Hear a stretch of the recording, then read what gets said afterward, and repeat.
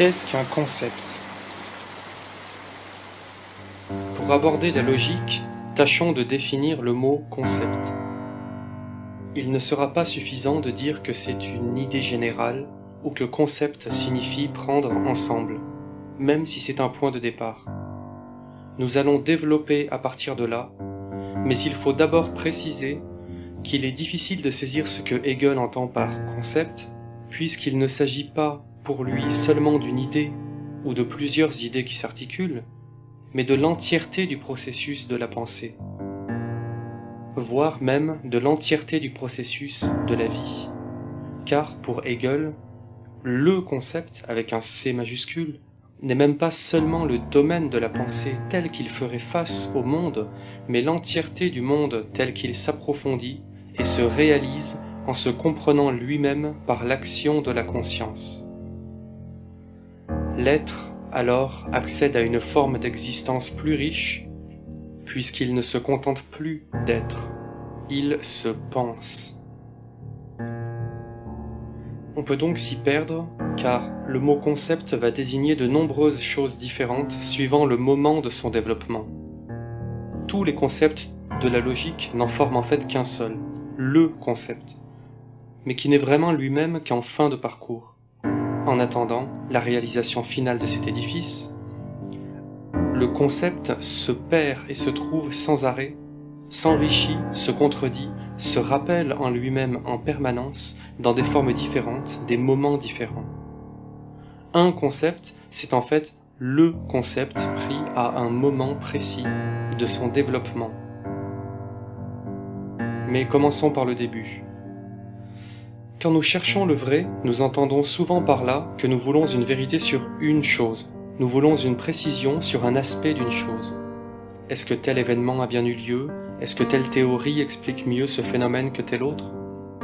Mais nous négligeons le fait qu'il s'agit là de précision sur une chose dont le cadre général n'est même pas encore compris ou posé. Préciser, définir, c'est délimiter une chose en excluant certaines options d'un champ plus vaste de définition. Ainsi, poser le cadre général, ce champ plus vaste à l'intérieur duquel on précise, est-il aussi important que la précision elle-même? On ne peut pas penser le particulier sans penser son rapport à l'universel. Le particulier n'existe qu'en vertu de l'universel et réciproquement. Distinguer le chêne du sapin ne nous permet pas de savoir ce qu'est un arbre, et donc ne nous permet pas de vraiment savoir ce qu'est un chêne ou un sapin. Le concept n'est pas précis, mais ce n'est pas là que réside son intérêt. La force du concept est au contraire de se vouloir le plus général, le plus englobant. Il peut se vanter d'être toujours vrai, parce qu'il contient tous les cas particuliers possibles. Il est vrai tout le temps, en raison même de son étendue, de sa faible teneur en détermination. Il refuse de préciser, puisque la précision lui ferait perdre le fil de l'universalité, le fil du toujours vrai, lui ferait perdre sa raison d'être. On peut, pour mieux comprendre, opposer Hegel et Nietzsche. Dans l'exposition de la logique, Hegel tâche donc de conserver, en passant d'un terme à l'autre, l'exigence du toujours vrai, en utilisant les termes les plus englobants. Il n'est pas question alors d'illustrer le propos avec des exemples qui nous feraient perdre le fil de l'universalité, qui introduiraient un doute, une fragilité. La vérité deviendrait alors une vérité d'exception. On dirait « ceci est vrai, mais ça dépend des fois », ou encore « ça ne marche que dans cette circonstance précise ». On perdrait jusqu'à l'intérêt de toute la démarche, en retombant dans l'action tautologique qui consiste à simplement montrer du doigt une chose, en disant que cette chose précise est ce qu'elle est. Nietzsche, lui, ne s'embarrasse pas d'une telle exigence. Il n'a même pas le souci de la cohérence, ce qui lui permet de laisser sa pensée aller se nicher partout, jusque dans les plus petits recoins et interstices.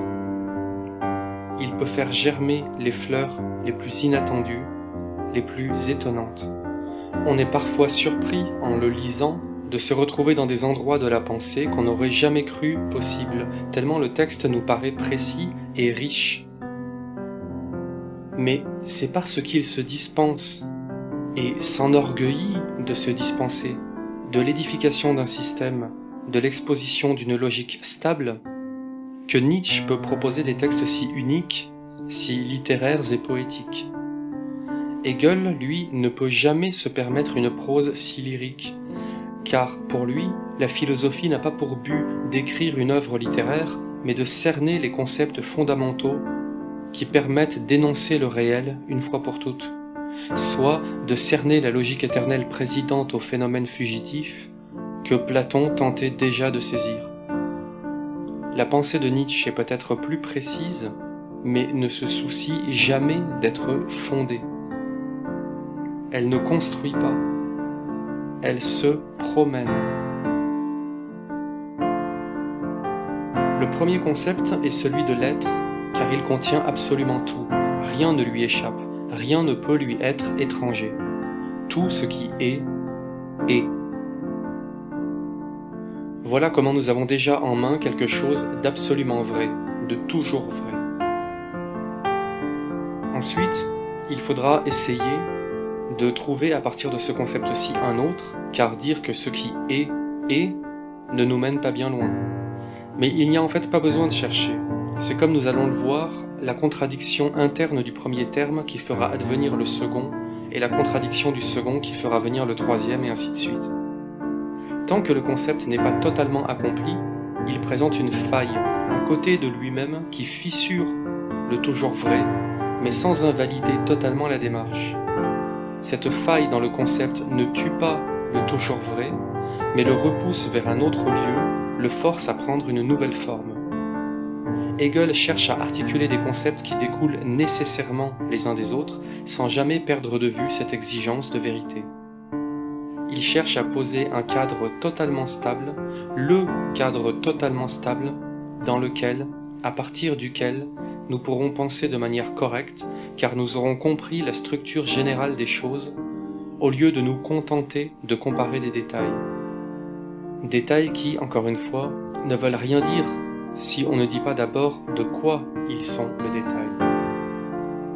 Un concept est donc une catégorie générale, mais qui se révèle contradictoire et appelle alors un autre concept qui vient résoudre la contradiction. Ce second concept présente alors à son tour une nouvelle contradiction et ainsi de suite. Le concept au sens le plus plein est l'ensemble de la démarche qui consiste à suivre ce fil logique qui part du concept premier et l'enrichit jusqu'à lui faire épouser la totalité de la réalité. Notons que le concept n'est pas la généralité qui tuerait la particularité, qui mépriserait la précision. En fait, le concept contient aussi la précision, contient aussi l'objet particulier saisi par la perception, et au final articule le général et le particulier. On fait injustement à Hegel, voire aux philosophes en général, le reproche d'être abstrait, alors qu'il s'efforce non pas de fuir la réalité quotidienne, la réalité matérielle, mais de l'expliquer, c'est-à-dire de la saisir entièrement, en réconciliant le phénomène et son essence, la chose et son principe. Il ne s'agit pas de fuir l'être dans la pensée, mais de résoudre la contradiction entre l'un et l'autre, de faire en sorte que la réalité cesse d'apparaître de façon contradictoire. Le concept contient donc toutes les précisions, toutes les déterminations possibles et imaginables, et du coup n'a jamais besoin d'en préciser aucune, justement parce qu'il les contient toutes.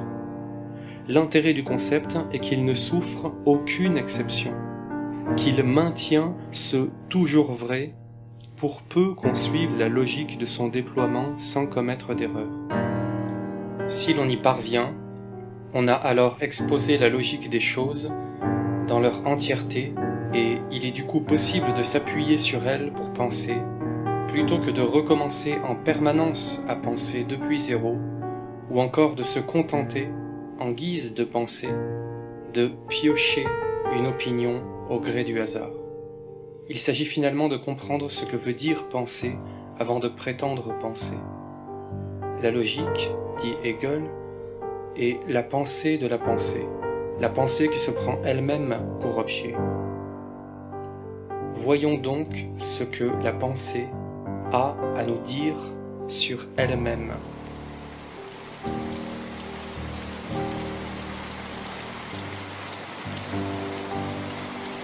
L'être.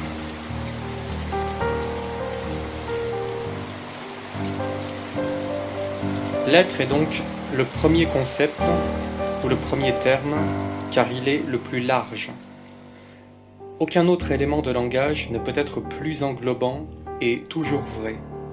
Il est le premier concept et restera toujours le point de fuite de tous les autres, la clé de voûte de toute la compréhension de l'édifice conceptuel. Car tout en étant enrichi, développé par les concepts suivants, il restera à jamais cette catégorie générale dont découleront toutes les autres. Il faut commencer par l'être, car c'est ce qu'il y a de plus simple et de plus immédiat. Tout ce qui est.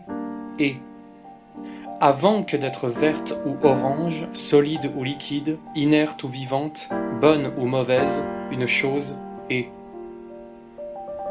L'être est le premier constat de la pensée, tellement immédiat et évident qu'on l'oublie sans cesse, à tel point qu'il est difficile de le retrouver par-delà cet oubli. Exactement comme respirer est tellement automatique que nous n'y pensons plus. L'être est partout. Dans la simple phrase « passe-moi le sel », on a l'être du langage, l'être de la requête, l'être du sel, l'être du goût, et, caché derrière, l'être du repas, l'être de la relation sociale et l'être de l'histoire qui a amené l'homme à saler ses aliments. Et caché encore plus loin derrière, l'être même de la biologie humaine, de la terre et du soleil sans lesquels rien de tout cela ne serait. Prenez une minute pour savourer le fait d'avoir entre les mains cette certitude absolue, éternelle, que son omniprésence même fait oublier. Tout est. Évitons immédiatement l'écueil suivant. L'être n'est pas une simple caractéristique des choses, ou un point commun entre les choses. L'être n'est pas le plus petit dénominateur commun aux choses. Il est les choses. Si l'être était le dénominateur commun des choses, cela supposerait des numérateurs qui ne sont pas de l'être, qui tout simplement ne sont pas. Or, rien de ce qui est n'est pas. L'être est donc toute chose, il est les choses elles-mêmes, et les choses n'ont rien en elles ou entre elles qui ne soit pas l'être. À la racine même du langage et de la pensée, l'être est omniprésent, il est le plus large, le plus englobant des concepts. Mais il va rapidement présenter sa limite. Dire que ceci est suppose un acte de désignation. Or, quel que soit l'objet que nous désignons, nous aurons toujours le même résultat. Ceci est. C'est dire comme il est creux de définir une chose en disant qu'elle est, puisque toutes elles sont. En fait, le premier acte de désignation ne pose pas de problème, puisqu'il associe à l'être une seule chose. Mais après ça, dès que nous désignons une autre chose, le fait que cette autre chose soit également l'être vient contredire la première affirmation. Comment l'être peut-il être à la fois ceci et cela? Il faudrait, pour éviter cette contradiction, soit un autre mot à associer à l'objet, soit conserver le même mot, être, mais désigner le même objet. Il n'est pas question de choisir arbitrairement un autre mot, d'inventer des concepts à l'appel, comme on distribuerait des bonbons gratuits. On ne ferait là que remplacer une impasse conceptuelle par un étiquetage arbitraire. Un concept doit découler nécessairement d'un autre. Pour ce qui est de désigner le même objet, c'est là aussi impossible. On ne va pas passer sa vie devant le même objet juste pour ne pas faire mentir l'être. On ne rendrait pas là cet objet plus vrai, mais c'est le monde qu'on ferait disparaître, faute de pouvoir l'expliquer. De plus, même sans quitter ce même objet des yeux, il va changer devant nous, il va vieillir, le changement de lumière le fera apparaître différemment, etc. Car nous le savons, toutes les choses changent en permanence, même lorsque c'est à une vitesse lente qui rend ce changement invisible à l'œil nu. L'être est donc la certitude absolue du « il y a », mais qui se contredit aussitôt. Si ce qui est, il ne dure pas. Ce qui était n'est déjà plus. Car l'être change en permanence. Mais n'allons pas trop vite. Il est en fait prématuré de parler de changement, car le changement est justement un stade ultérieur de l'être que nous n'avons pas le droit d'anticiper. Il ne faut pas sauter d'étape. Avant que de voir une chose changer, nous voyons d'abord cette chose cesser d'être ce qu'elle était. Ou même, plus exactement, cesser d'être, tout simplement. Tout ce que nous pouvons dire à ce stade, c'est que notre être premier n'est plus. Cet être que nous tenions pour la vérité cesse d'être. Mais cela dans un deuxième temps seulement. Il faut d'abord qu'une chose soit pour pouvoir ensuite cesser d'être. Ainsi, la première affirmation n'est-elle pas invalidée? Elle n'est contradictoire que si nous l'éternisons, que si nous la décrétons éternellement vraie, en oubliant fautivement qu'elle est appelée à se contredire. La question est alors, que pouvons-nous dire de plus que ce qui est? Que pouvons-nous rajouter d'éternellement vrai à cette première affirmation? Il n'y a qu'une seule chose à faire pour permettre au concept d'évoluer et de sortir de son impasse. Au lieu de voir comme une catastrophe cette disparition de l'être immédiat, nous devons nous réjouir d'avoir trouvé là une deuxième certitude totale, absolument toujours vraie. Si tout ce qui est, tout ce qui est cesse également d'être. L'être, cette première certitude immédiate, finit donc toujours par se nier. Le propre de l'être n'est pas seulement d'être, mais également de se contredire en cessant d'être. L'être s'effondre dans le non-être. La chose disparaît, soit parce qu'on se met à regarder une autre chose, soit parce que la chose change sous l'action du temps. Cela revient au même. On n'a pas encore à considérer ce qui viendra après, mais seulement à constater que l'être n'a pas le temps d'être, qu'il cesse immédiatement d'être. Ce qui est n'est déjà plus. L'être s'est transformé en son contraire. Ce qui était n'est plus. Le concept de l'être s'est contredit, il est tombé dans le non-être.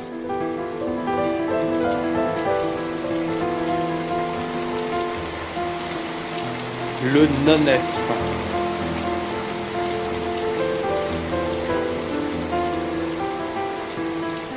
C'est le sort de toute chose que d'être et, en même temps, d'immédiatement cesser d'être.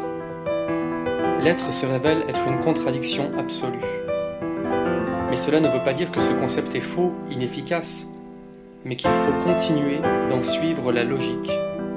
L'être, quel qu'il soit, a disparu et n'est plus.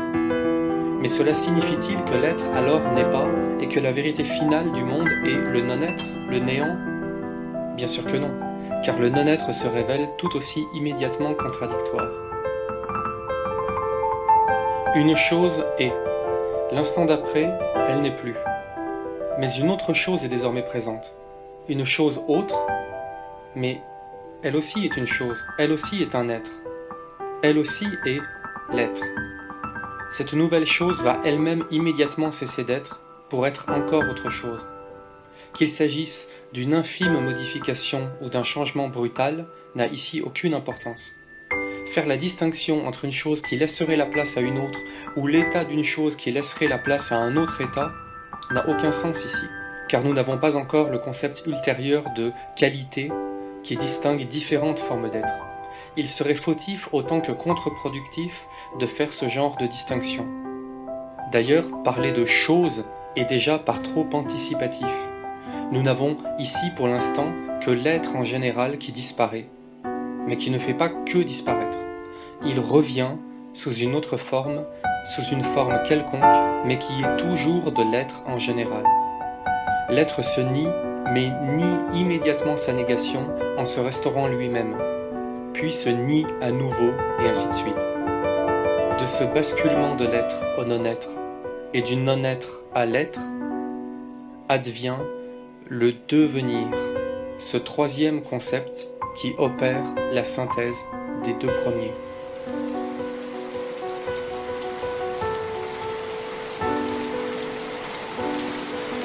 le devenir.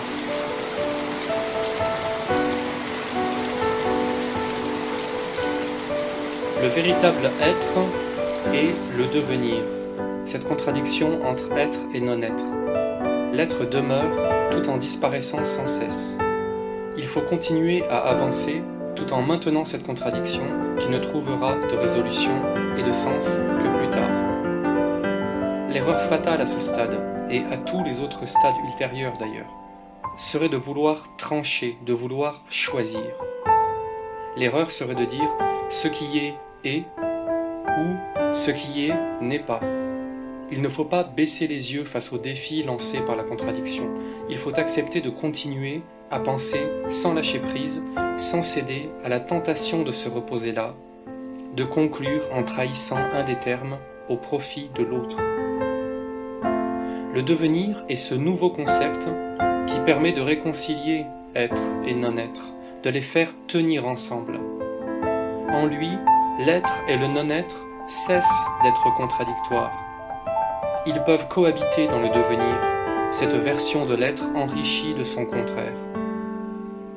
On ne cherche plus à saisir l'être tel qu'il se révèle malheureusement contradictoire. C'est la contradiction elle-même qui est saisie tout entière comme objet. Le devenir prend à sa charge la contradiction. C'est désormais à même le devenir qu'on devra essayer de trouver une résolution à la contradiction. Nous pouvons travailler sur ce nouveau concept en étant bien certains qu'il ne laisse derrière lui aucun résidu qui échapperait à notre réflexion. Même s'il est lui-même une contradiction tendue, le devenir est tout aussi englobant que l'être pur du début. Le devenir n'a rien d'extérieur à lui qui pourrait venir faire planer un doute sur son caractère d'universalité. Le devenir est notre nouveau toujours vrai. Le devenir est cependant lui-même contradictoire, car si l'être devient, le devenir ne devient pas, il est. Le devenir est la seule chose qui soit éternellement. Le devenir ne s'effondre pas dans le non-être. Le devenir est la seule chose qui soit, le devenir est ce par quoi l'être peut être. Le devenir est le véritable être, mais il retombe alors dans la contradiction de l'être si on en reste là. Aussi le devenir ne résout-il pas l'équation, il en a seulement modifié les termes. L'être et le non-être sont tombés dans le devenir, mais le devenir reste contradictoire. Le devenir appelle alors un nouveau concept, l'être là. Cette partie du devenir, l'être qui est et qui n'est pas tout, qui n'est pas totalement lui-même, l'être qui est une partie de lui-même face à une autre partie, ou un moment de lui-même face au moment suivant.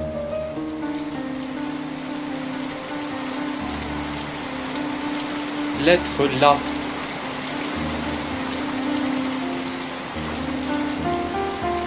L'être là est aussi appelé présence.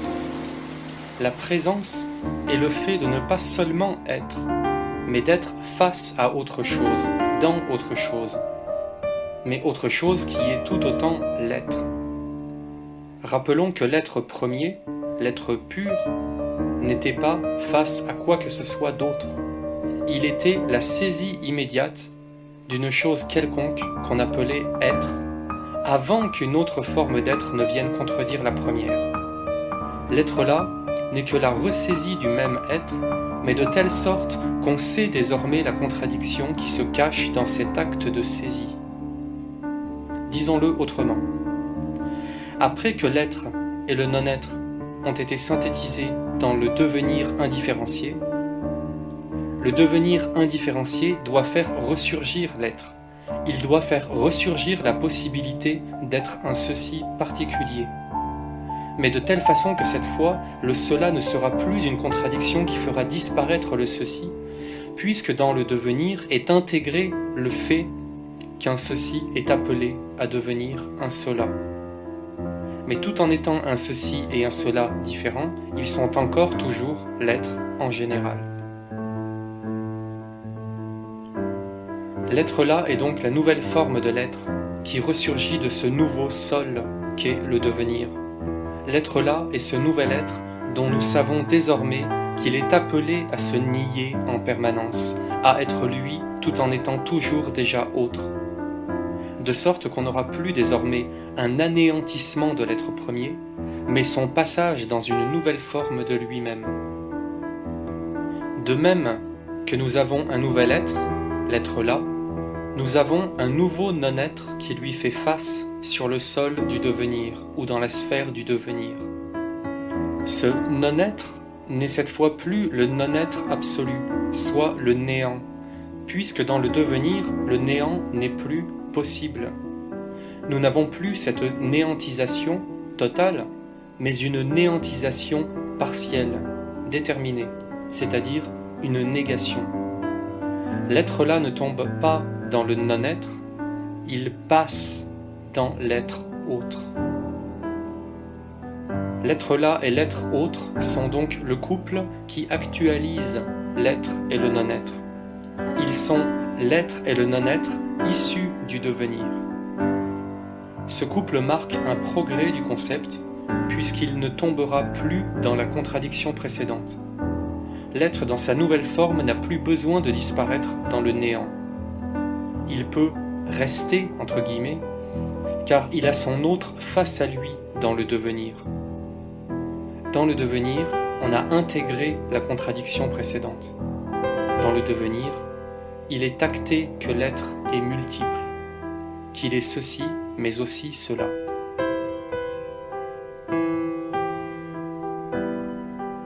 Accélérons un peu le rythme sur quelques étapes suivantes.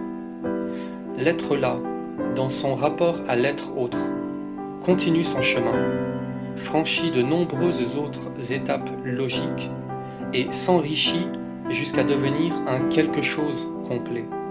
Il devient une qualité, puis une quantité, puis une mesure, soit une synthèse de la qualité et de la quantité, et l'on arrive bientôt au terme de ce que l'on peut dire dans la sphère de l'être. Nous n'avons plus l'être en général qui se contredit, mais l'être tel qu'il est un quelque chose déterminé qui contredit un autre quelque chose déterminé.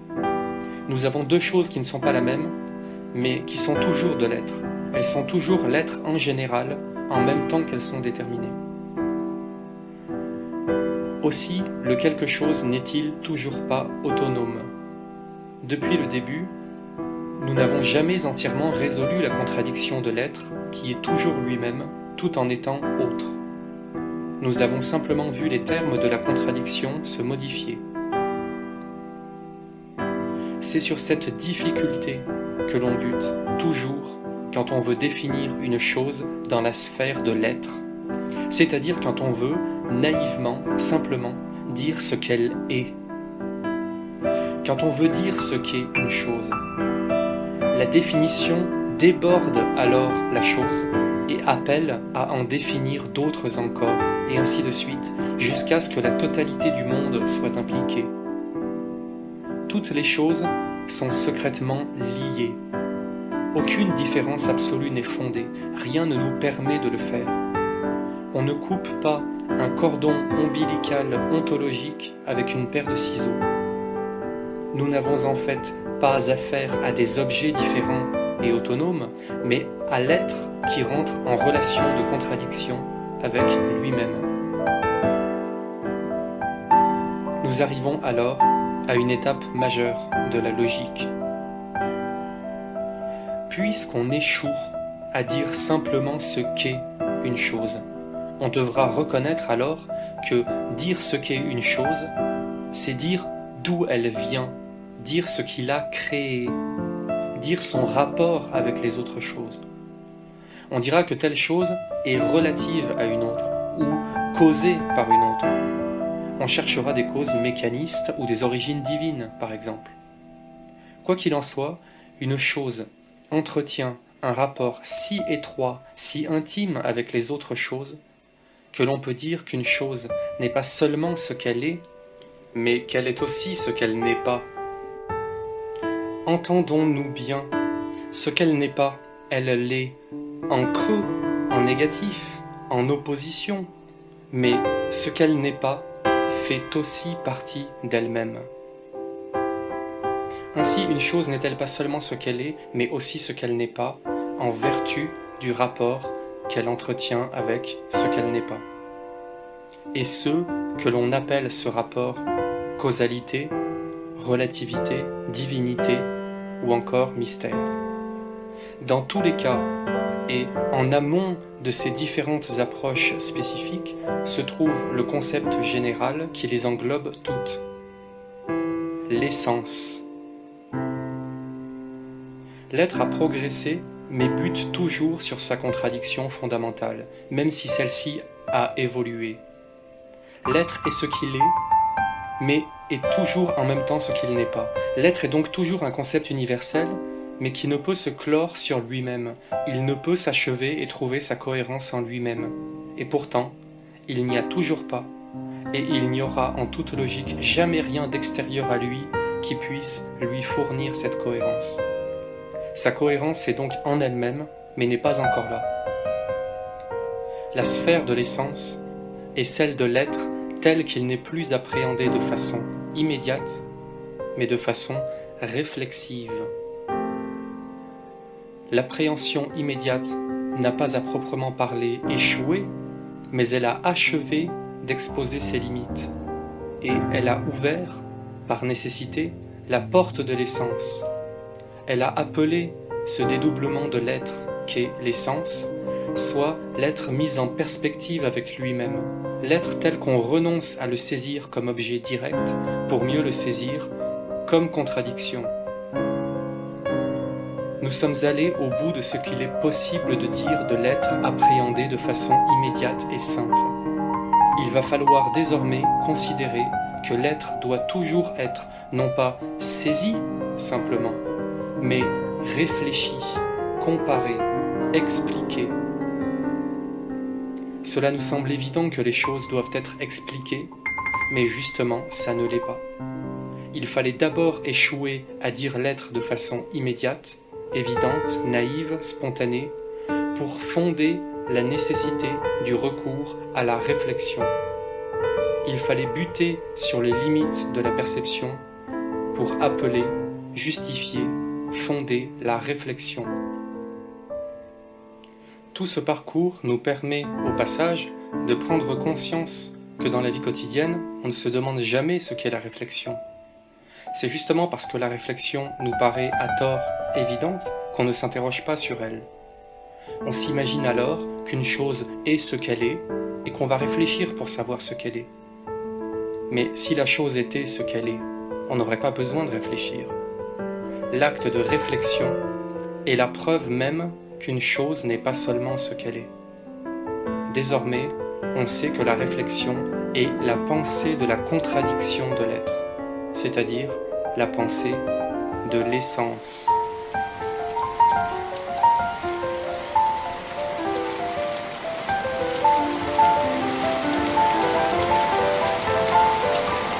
L'essence.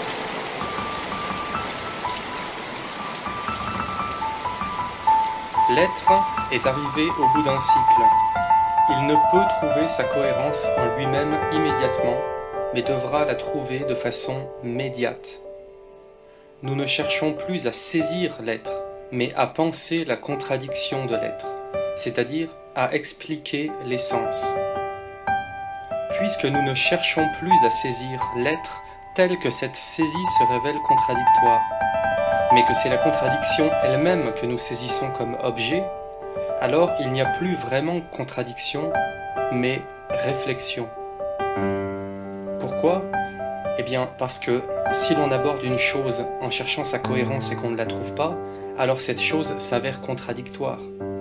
Par contre, si l'on aborde une chose en sachant qu'elle n'est pas censée être immédiatement cohérente, alors ces termes ne se contredisent pas à proprement parler. Ils dialoguent, s'articulent, se cherchent, se repoussent et se rejoignent, se réfléchissent les uns dans les autres. Dans cette nouvelle sphère dont nous acceptons pleinement la contradiction, celle de l'essence, aucun être ne basculera plus jamais dans le néant, ni dans un autre totalement autre, mais se réfléchira en lui-même. Il entretiendra avec lui-même une relation de réflexion. L'autre ne sera plus un autre avec un A majuscule, mais un autre toujours relatif avec un A minuscule. Il sera relativement autre. Dans l'essence, l'être, à chaque fois qu'il est lui-même, est en même temps autre, et à chaque fois qu'il est autre, il est en même temps lui-même. C'est seulement dans ce paradigme que l'on pourra envisager ensuite, c'est pour l'instant encore trop tôt, de parler de causalité. Dire qu'une chose en a causé une autre, c'est reconnaître qu'on a bien deux choses, mais qui sont dans l'absolu une seule chose à deux moments différents. Deux choses absolument étrangères, en admettant que cela puisse exister, n'auraient pas le loisir de s'influencer l'une l'autre. La réflexion est donc une simple relation, mais il faut bien songer à ceci. Une relation n'est pas un rapport entre deux choses, mais entre deux choses qui en même temps n'en sont qu'une. Pour faire un couple, il faut deux personnes. On ne peut qu'arbitrairement choisir de mettre l'accent sur l'un ou le multiple.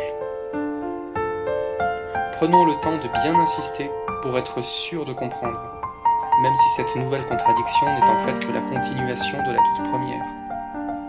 Dire qu'une chose est ce qu'elle est tout en étant autre, ça vous paraît contradictoire ? Rassurez-vous, c'est contradictoire. Car depuis le début, le propos est de tenir la contradiction. C'est le propos même de la dialectique que de comprendre qu'une chose, quelle qu'elle soit, est elle-même, tout en étant autre, et qu'on ne pense jamais un objet, mais la relation de l'être avec lui-même qu'est cet objet. Cela révolte tout esprit non habitué à la dialectique, et c'est normal. C'est un effort à fournir, un palier à franchir, pour commencer à comprendre ce que cela veut dire, pour s'habituer à penser, en acceptant de suivre la contradiction qui ne s'expliquera que plus tard. Hegel ne cherche pas à inventer un monde contradictoire pour nous embêter, mais il montre que les choses sont contradictoires même là où elles nous semblent cohérentes. Les choses ne sont pas contradictoires seulement entre elles, la contradiction est à l'intérieur même de chaque chose et de chaque concept.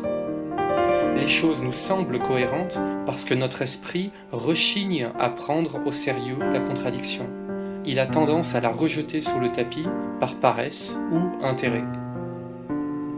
Hegel montre que penser, c'est penser la contradiction.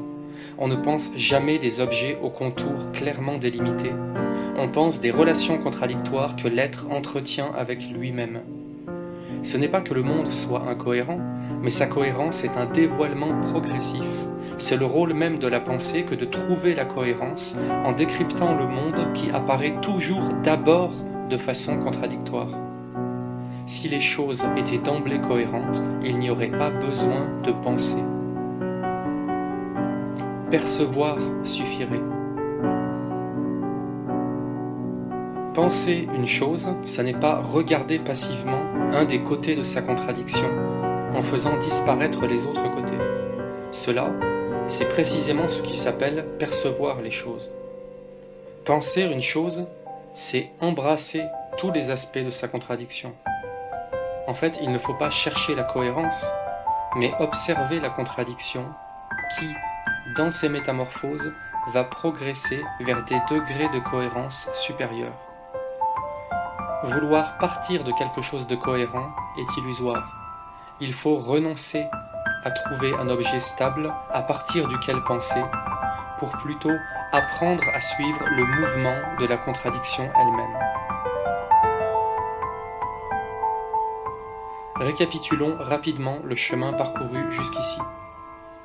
L'être pur du départ s'est dégagé de la destruction du non-être. Puis il s'est extrait par l'être là de l'indistinction du devenir. Il a plusieurs fois modifié la nature de la contradiction, mais il y a toujours contradiction. L'être a accédé à un plus haut niveau d'existence, plus complexe, plus riche, plus autonome, mais il n'est toujours pas un être tel qu'il se suffit à lui-même, dans le repos d'une cohérence absolue. L'être est donc devenu l'essence, c'est-à-dire l'être tel qu'il est accepté et regardé comme étant contradictoire. Notons comme le vocabulaire s'actualise au fil de la progression du concept.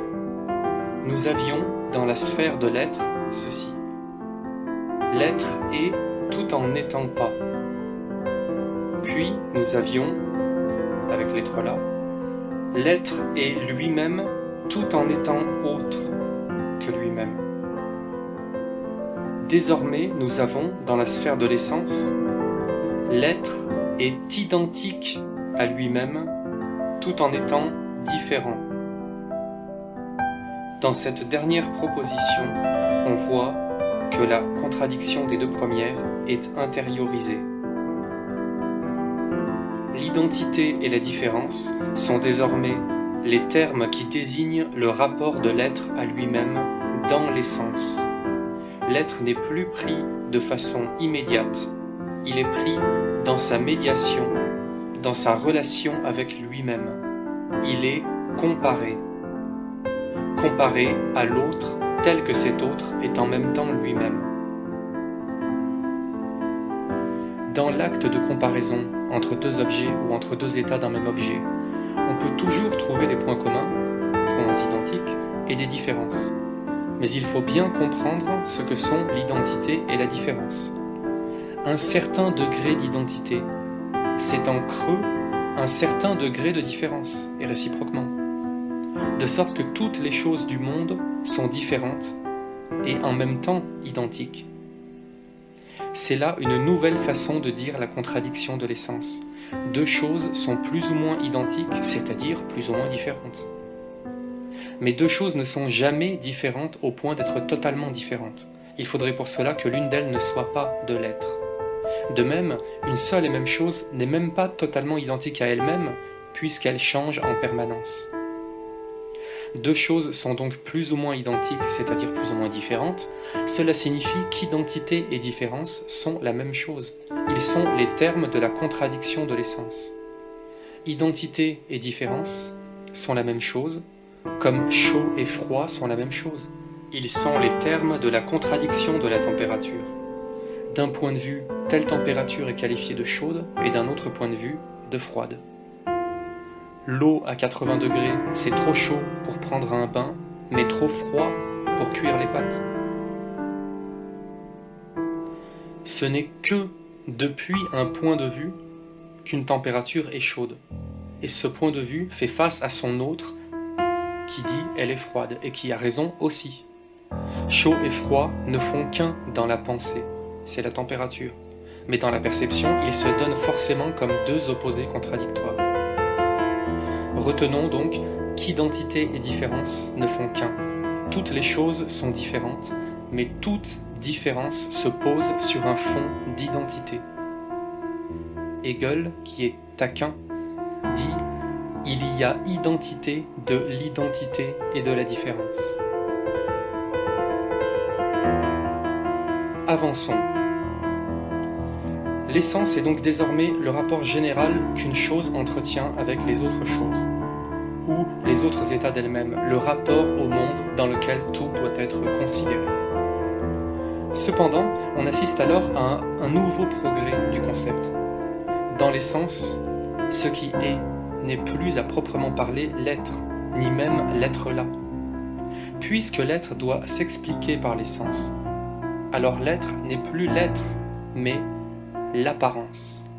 On a désormais non plus un rapport entre être et non-être, ou même entre être et essence, mais un rapport entre apparence et essence. Si une chose doit être pensée comme trouvant son explication dans une autre, dans son rapport à une autre, alors c'est que cette première chose n'est pas réelle, elle est l'image projetée par la vérité qui provient de l'autre. L'être est ainsi rabaissé au rang d'apparence. De même que dans la sphère de l'être, on avait l'être là qui était le nouvel être surgissant du devenir, on a ici, dans la sphère de l'essence, cette nouvelle version actualisée de l'être, l'apparence. L'apparence est à l'essence ce que l'être là est au devenir.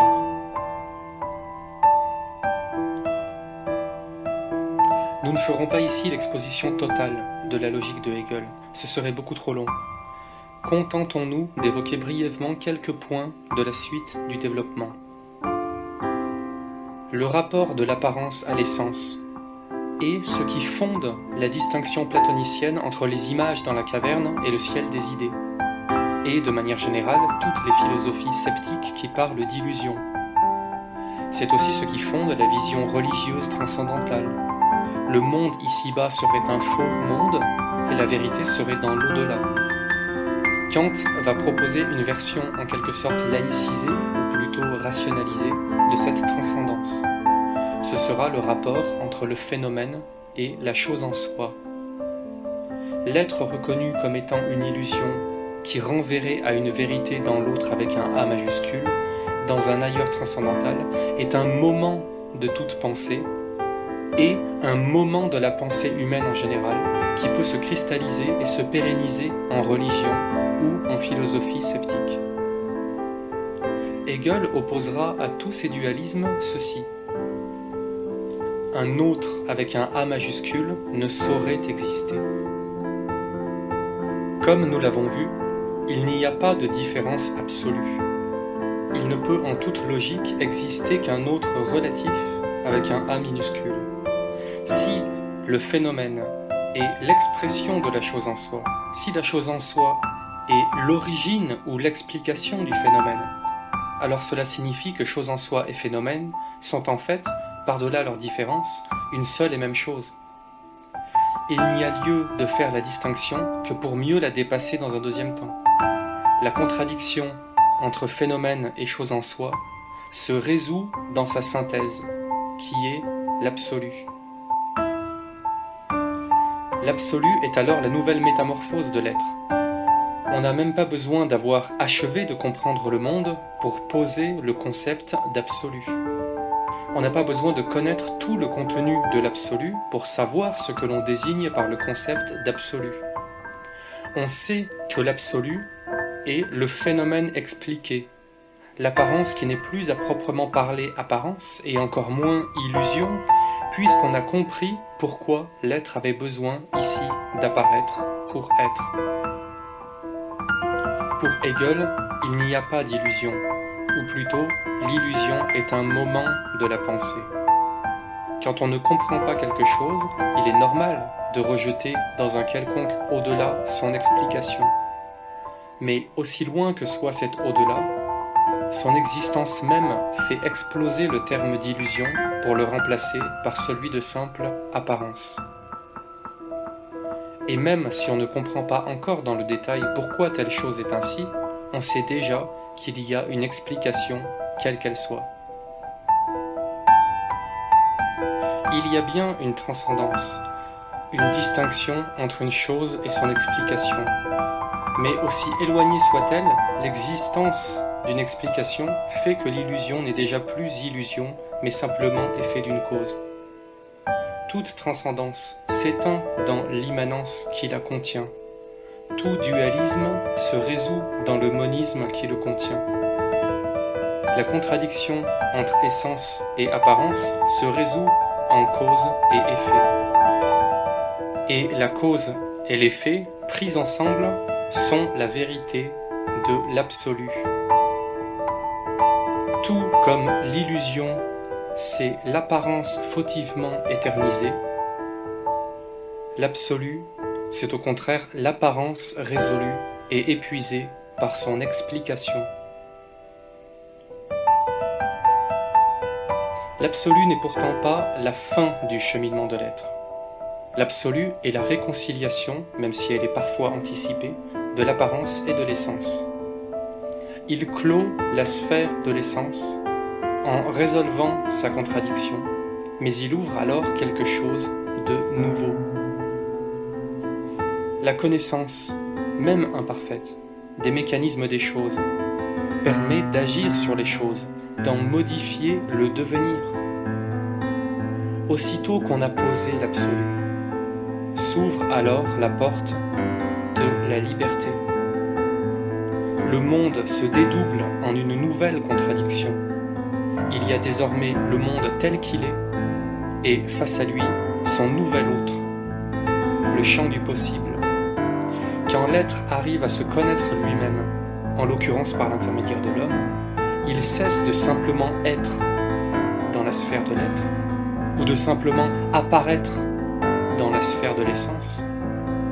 Désormais, il vit dans la sphère du concept, soit la réconciliation de l'être et de l'essence. La synthèse générale de l'être et de sa contradiction, l'essence, et le concept, la troisième grande partie de la logique, que nous n'aborderons pas ici. Au-delà de l'être qui est, au-delà de l'être qui apparaît, l'être désormais vit dans cette tension entre ce qui est, ce qui pourrait être, ce qui doit être, ce qui devrait être, autant de nouveaux stades du développement de l'être qui en impliqueront à leur tour d'autres. Imagination, désir, morale, société, etc. On se rapproche de plus en plus de considérations quotidiennes, mais qui pourront désormais être appréhendées à la lumière du concept dont nous n'avons pas perdu le fil de la contradiction. La pensée sera alors ancrée dans la logique, au lieu de flotter au gré du vent, en papillonnant de point de vue en point de vue.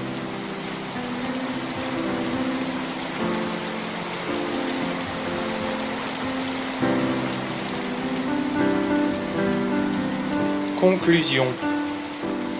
Les enjeux de la logique.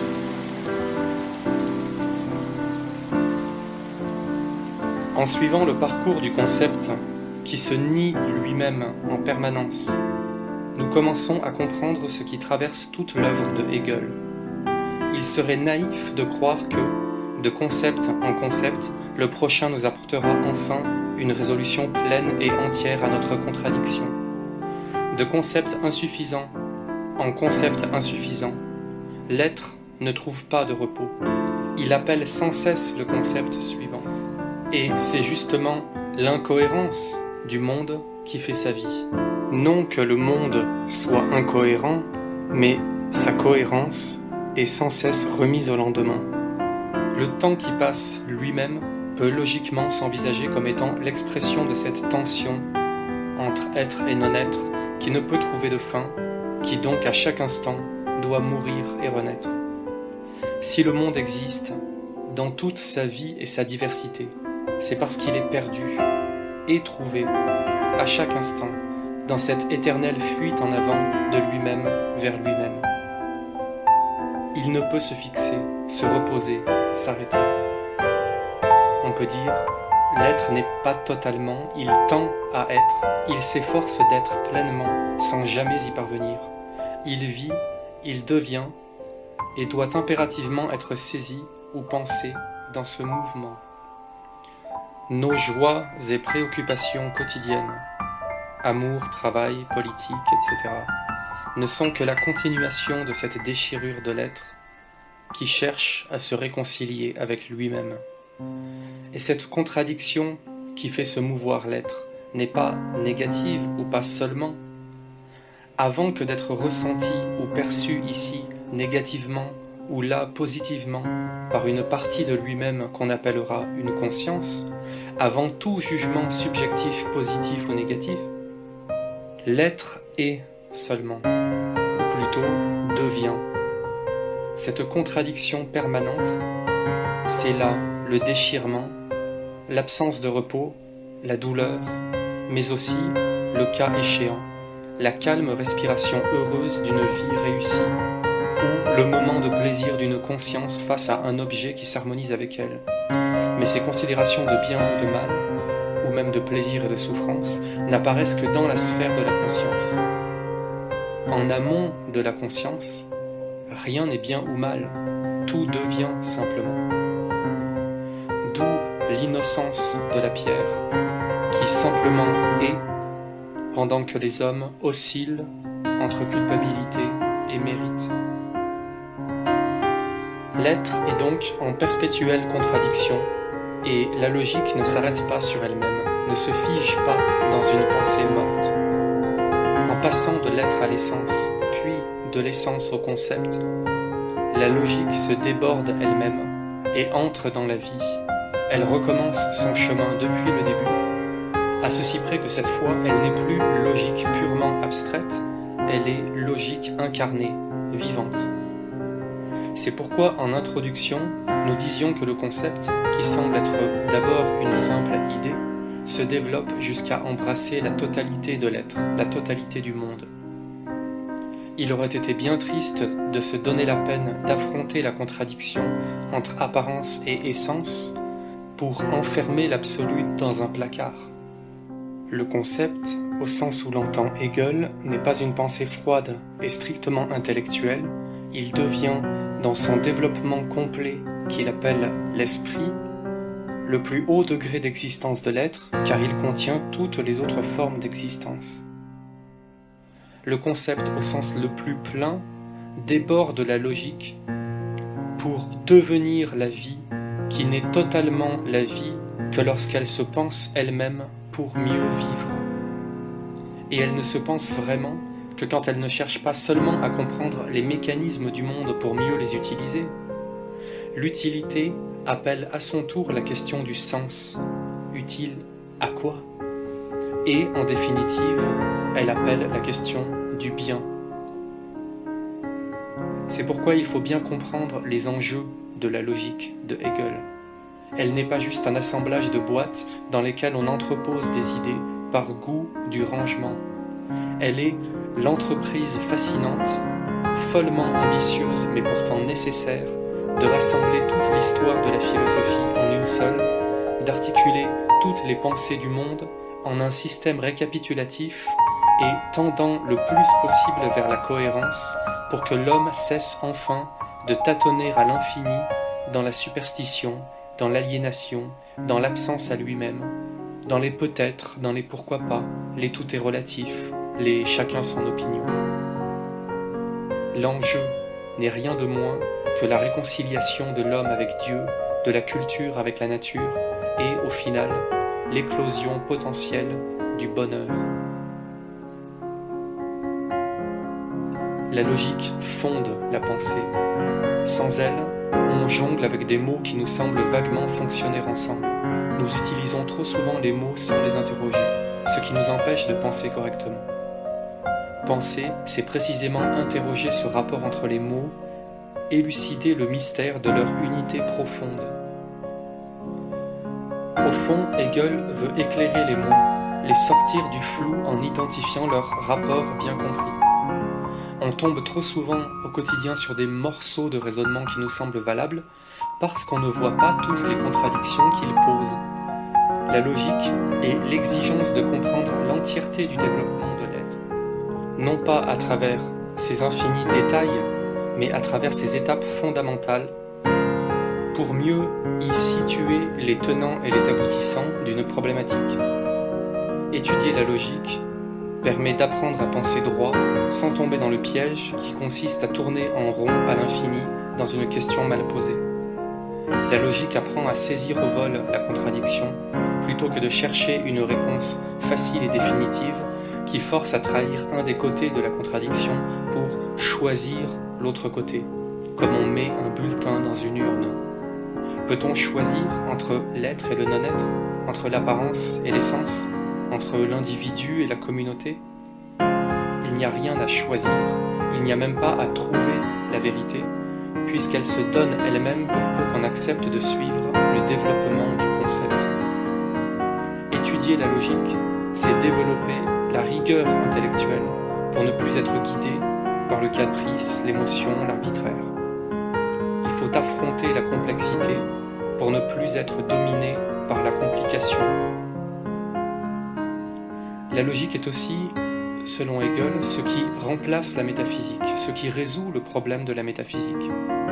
Quand l'être est totalement expliqué, il n'y a plus de place pour le mystère. Ce qui ne veut pas dire que le monde est désenchanté. Le véritable enchantement vient de la connaissance, de l'harmonie entre l'être et la pensée. Au contraire, se complaire dans une vision du monde qui se veut mystérieuse, c'est justement là la source de faux enchantements. devons, avant de conclure, évoquer quelques critiques formulées envers la logique de Hegel.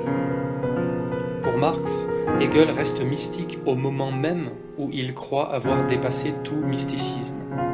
La structure de l'œuvre de Hegel laisse entendre que la logique est en fait comme un principe divin qui s'incarne dans un deuxième temps dans le monde. On peut alors, il est vrai, surprendre Hegel à tenter de tordre la réalité pour mieux la faire coïncider avec la structure logique qu'il a d'abord posée. Selon Marx, il faut au contraire partir de ce qui est observable pour ensuite voir la logique qui peut s'en dégager. Cependant, il faut impérativement noter que Marx ne trouve rien à redire à la logique en elle-même, il veut simplement, selon l'expression connue, remettre sur ses pieds cette logique qui avait la tête en bas. Aussi Marx a-t-il probablement continué Hegel plus qu'il ne l'a critiqué. On peut même dire qu'il faut lire Hegel pour pouvoir comprendre Marx et sa vision plus matérialiste, mais tout aussi dialectique. A l'inverse, Nietzsche, Heidegger ou encore les existentialistes n'ont pas continué le travail de Hegel, mais en ont pris le contre-pied total, se sont révoltés contre la logique. Pour Nietzsche ou Heidegger, c'est précisément quand elle se libère de la logique que la pensée pense. Mais n'est-ce pas là alors une démarche plus poétique que philosophique? N'est-ce pas là, comme le pensait déjà Hegel quand il critiquait les romantiques, une confiance naïve envers la spontanéité? Ce sont en fait là deux visions du monde qui s'affrontent. Sans prétendre trancher cette question aujourd'hui, notons tout de même que depuis Hegel, tous ceux qui ont critiqué sa logique n'en ont pas proposé une autre. C'est l'idée même de la logique qu'ils ont dû remettre intégralement en question. On doit alors très sérieusement se demander: la pensée peut-elle réellement s'émanciper de la logique? Sans la logique, la pensée est-elle encore de la pensée? Pour conclure, on pourrait peut-être résumer les choses comme ceci. Tous les concepts de la logique sont des synonymes de l'être, et en même temps n'en sont pas. Tous les mots du monde disent la même chose. Ils disent l'être, mais l'être dans toutes les nuances de son déploiement, dans toute la multiplicité de ses moments. La matière, la causalité, le temps, le scotch double face ne sont pas à proprement parler des choses, mais l'être tout entier tel qu'il est saisi abstraitement sous tel ou tel angle. Chacun de ces termes se définit par tous les autres, puisqu'une seule chose est vraiment vraie, le tout.